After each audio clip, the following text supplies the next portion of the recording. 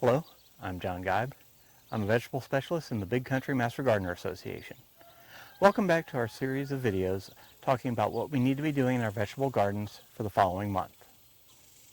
I hope you're enjoying the wonderful heat of summer. We're in a time of hot days and minimal rainfall. So what should we be doing in the month of July in our vegetable gardens? Well, it's July and the growing season is in full swing. It is time for us to just enjoy the growing garden and do some minor activities in that garden. Hopefully your garden has been able to survive all the heat that we've been having.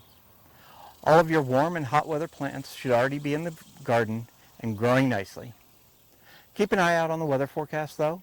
Our temperatures stay consistently above 90 degrees during the daytime during this part of the year, and this can really put a big stress on our garden.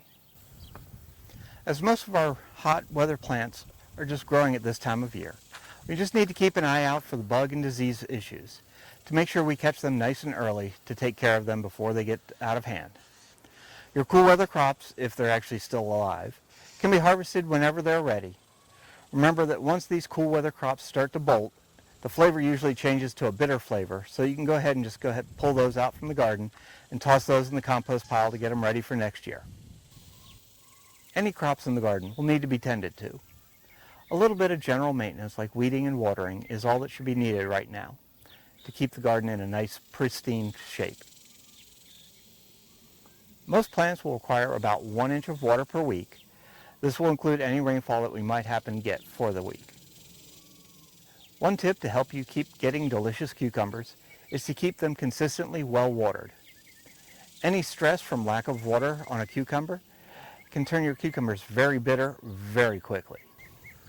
Your tomatoes will probably not set any more tomatoes until the weather cools back down in September or late August. But those already ripening will continue to ripen as long as they are kept well watered. You want to keep them well watered consistently to help prevent cracking and blossom end rot. Any plants that are ready to be harvested can be harvested at your leisure. If you need to replace any of your plants lost due to disease or weather, you can add a few transplants to your beds.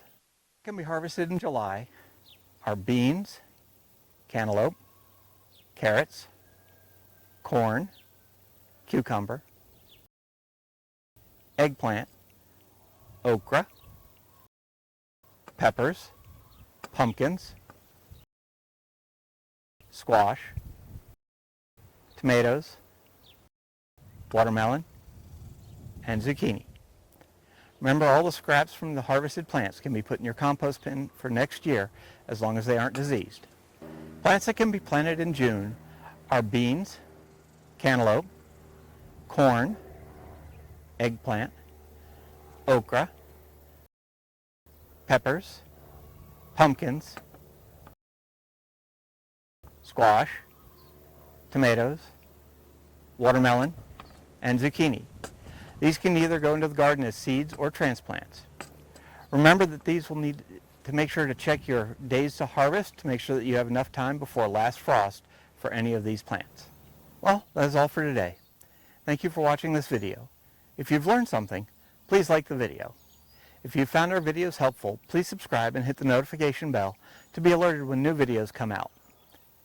We will be putting out a new What to Do in Your Garden Next Month video every month during roughly the last week of the month.